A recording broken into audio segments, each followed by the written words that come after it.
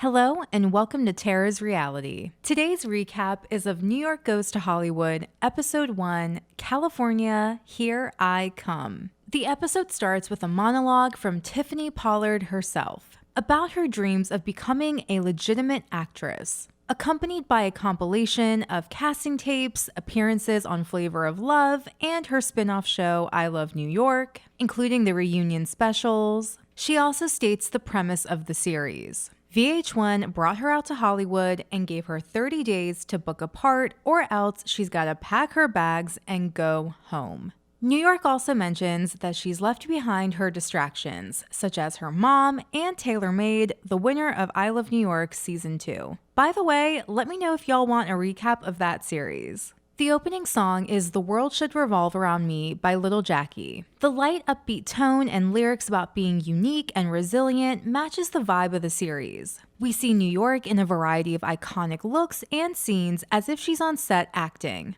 Again, I think it's a good fit. Obviously, reality TV isn't real. There are varying degrees of authenticity throughout the genre, but a lot of what we see, especially now, is highly produced, complete with dramatizations, manufacturing, editing, storylines, etc. However, I believe a good reality TV show is entertaining enough to suspend your disbelief so you can enjoy it for what it is. With that being said, and I hate to say it, New York Goes to Hollywood feels like a paint-by-numbers, phony baloney VH1 reality show. Don't get me wrong, Tiffany Pollard makes great television, but I found it a bit tough to get into the show. Gotta love the product placement though. So New York just started her journey in LA, but already feels lonely and wants to get opportunities. So she puts out an ad for a personal assistant. Side note, I think this shot of the dust bunnies is kinda weird. I guess they're trying to portray a ghost town with tumbleweeds, but it just looks dirty. She interviews 3 candidates, and the first one, Electra, is immediately off to a bad start. The interaction between them is pretty funny. You look like a girl on the go. You look like a girl that has her own agenda. Yeah, I do have a busy life. I have a personal assistant in my what are own you life. doing here? But New York doesn't want Electra as her assistant because she's too feisty. She then interviews Zandra, a Christian woman hoping to be a positive influence on New York. When New York asks her for advice, Zandra tells her to stop cursing so much, and that she doesn't believe in premarital sex, which shook New York and, you guessed it, disqualifies her. I get the part of New York's personality is to be mean and antagonizing, but what did Zandra do to deserve this read? Plus, you're wearing like a sailor shirt. Bitch, you know you don't own no boat. Last but not least, she interviews Liza, a seasoned professional who has experience with elevating careers. She also brought a list of upcoming events and appearances that New York could attend to increase her star power. How convenient. Which of course impresses New York to the point where she hires Liza on the spot. What's a bit confusing here is that New York says she wants an assistant, but what she actually wants sounds more like an agent or manager. I've never had an assistant, so maybe there's some that create professional opportunities on top of taking care of personal things. Speaking of which, Liza arranges a showcase for New York in hopes of securing representation. A showcase is where a bunch of casting directors, agents, and managers get together to watch actors audition for them. Usually it's just a 1-minute monologue, nothing serious, and collecting headshots and resumes for later. As a freelance model and actor, I've performed at showcases before and found an agent through them, so it's definitely possible and worth doing.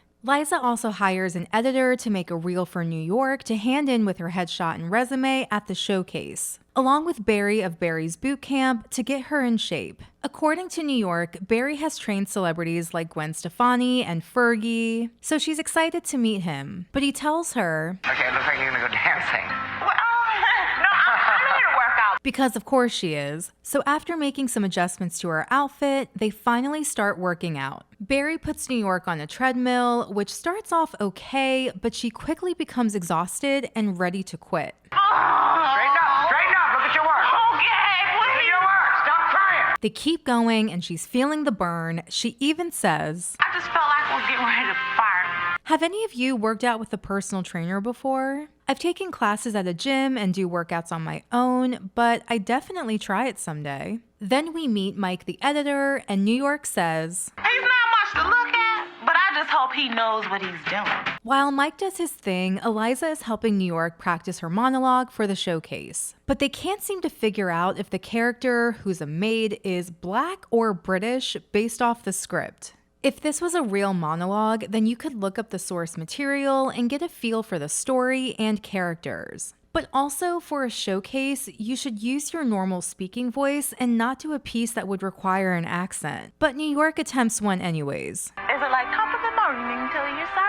That's a little Irish. Then they check up on Mike with the reel, and the ladies are pleased with the progress. So he takes the rest of his work home and tells them that he'll give them the finished copy on a CD tomorrow. I know it's reality TV, but doing all of this in person seems really inconvenient. He could have been working from home this whole time and just emailed the file to Liza. But of course, this becomes a manufactured conflict where, surprise, Mike is late with the reel and hard to get a hold of. The clock is ticking, Liza is stressed, and New York is pissed. You should never fucking put me in that business of that fat, nasty, greasy bitch not having my reel. I could do without the body shaming, but the show does cash in on New York reading people to filth. They finally arrive at the Acme Comedy Theater for the showcase. Despite feeling stressed about the reel, New York continues to practice her monologue and gets ready backstage. Then, just before she's about to go on stage,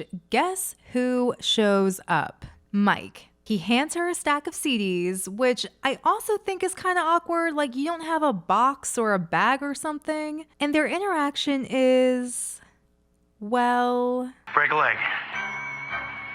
How about I break your leg? nothing says this show is fake as fuck like taping over the label on a totally real snack that Mike is enjoying. So the showcase starts with a video presentation of New York's career up until this point. I'm not sure if this is supposed to be her reel since it looks and sounds different from the one we saw before. I was pleasantly surprised to see some of her acting work, but I wish that was the only thing we saw. After all, she wants to be a legitimate actress, right? So why even acknowledge her time on reality TV? Because it's not for the fans. We already know who she is. Maybe it's just cheap, lazy editing. Then New York performs her monologue, and it's not great. All you wanted me to do was pick up dog shit at 6:30 in the afternoon when I'm supposed to be catching my bus back home. If this was a real audition, then you dress in a way that would suit the character you're portraying without wearing a costume. I think New York genuinely has potential to be a better actress, but it felt like she was just playing another version of herself. After the showcase, New York and Eliza talk backstage about the performance while the casting directors and managers wait in the lobby in hopes of speaking to her. But of course, the ladies take too long and, surprise, everyone left. I've never seen food and drinks like this at a showcase before, so let me know if you have. Why did they use this soundbite? It looks like the showcase was a flop. Shoecase? She says showcase properly throughout the episode. Like, y'all couldn't get another take of that? And that's a wrap. Thank you so much for watching. Let me know your thoughts about everything we just watched, and any fun facts or anecdotes related to the show down in the comment section. Please like this video if you did, and subscribe for more nostalgia and reality TV recaps. Bye.